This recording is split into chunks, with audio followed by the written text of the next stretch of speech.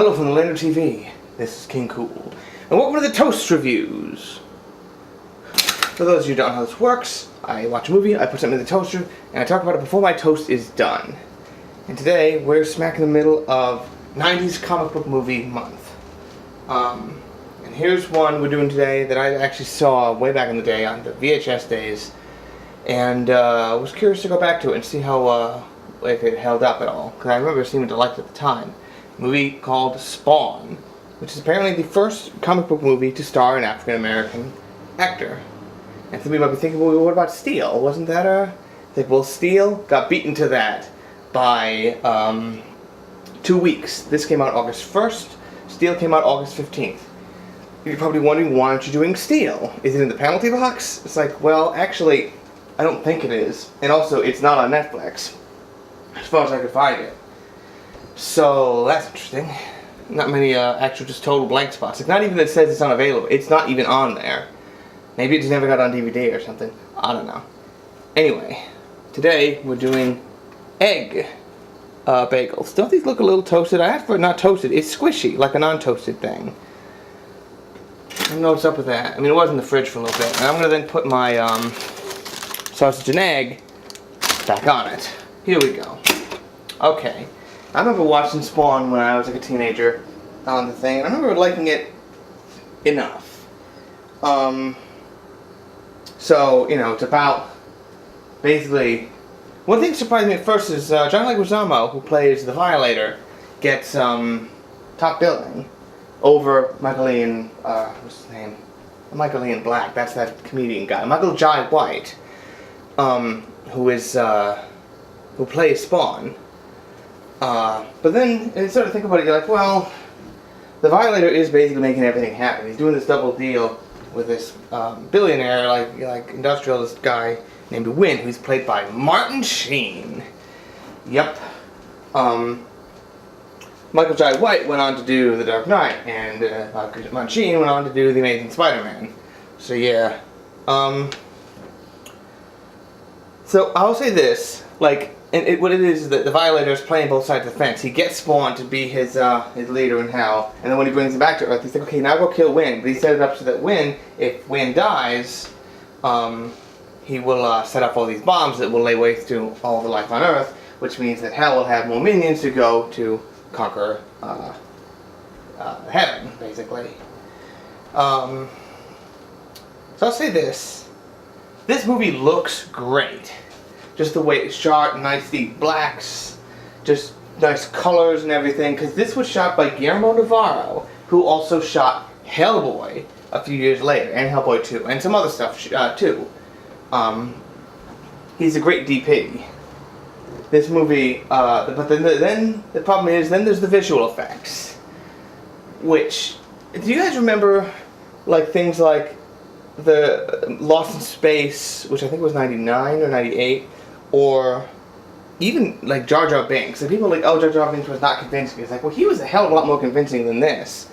But like the creatures in Lost in Space had this sort of fake looking thing to them. This looks like they're trying to add textures to crap a lot of the times. And it's like, okay, the effects are basically just horrible in this. And I know it was 97, but I don't remember even being impressed by them at the time.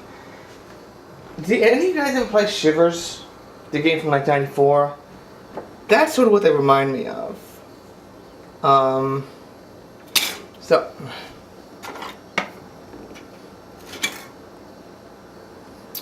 You can go a little longer than that. Do what I say.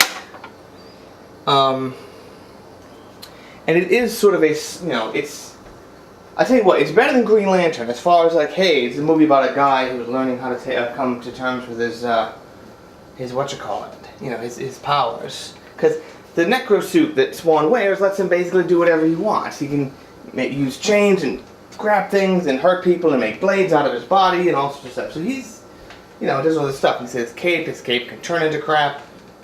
His cape is really, really unconvincing. John Leguizamo is great as the Violator, I tell you what, because he's just, and it's weird to see him so low, you know, so short and just, you know, walking around. So he does sort of steal the show. This is actually the R-rated version of this. Apparently, it was cut down to PG-13, and mostly what they cut are just language. I don't think there was a lot of violence cuts, like when he says, a priest, who is this girl assassin, who does a pretty good job as being a mean girl assassin. She says, "Nice costume, ape face," in the PG-13, but even as a teenager, I was like, she's saying asshole. They just changed it. But then when they changed it to a nice costume, asshole, in the R-rated version. And then he's like, get off of me, you fudge-packing midget.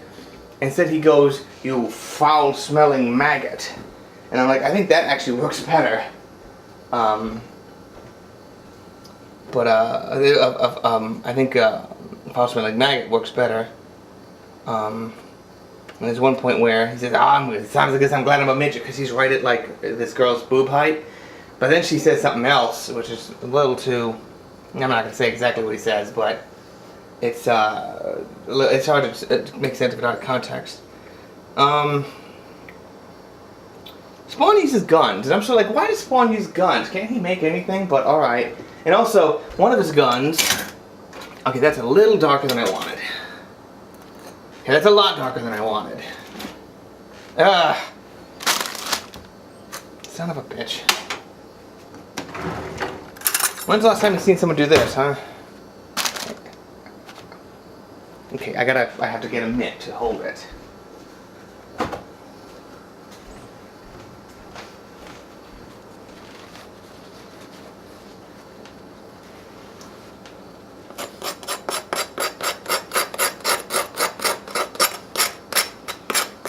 At one point he's firing some sort of automatic pistol, and it just makes the same pew pew pew pew pew pew, like a single gunshot sound over and over again.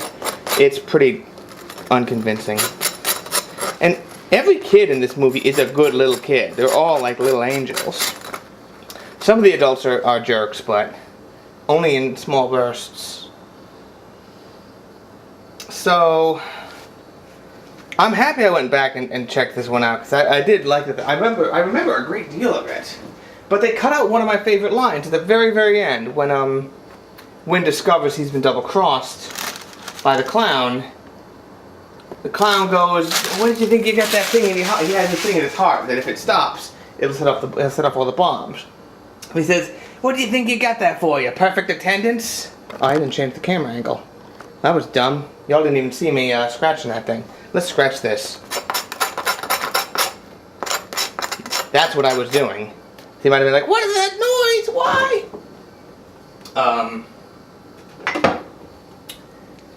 Chili sauce. And after he finds out that he betrayed him, he says, "What would you think you got that for?" That's the one thing I have a big problem with, is how does Wynn not know he's being fooled? How does he not know he's being completely played? He's basically like Cassandra DeVray from Perfect Dark, where they are just utterly blind to the notion of getting double-crossed. There we go.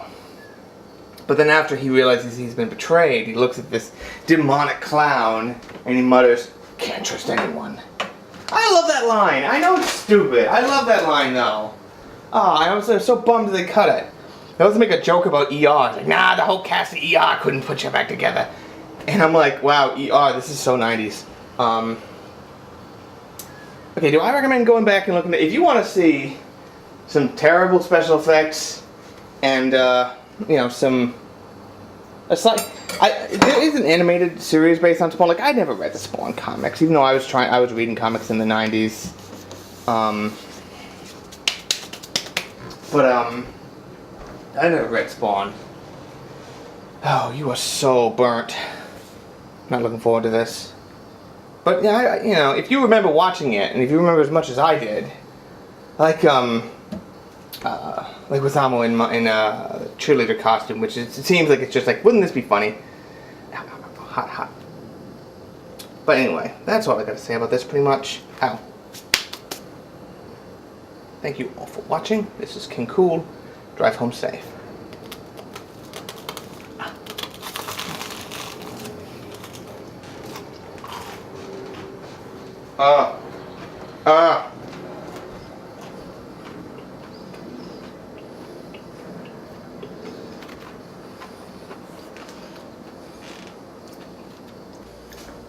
We do need to come up with a suitable punishment for if I burn it. Do you guys have any suggestions? Let me know. I don't necessarily know if I want it to be that I draw out of a penalty box, but I'd be doing that every friggin' week.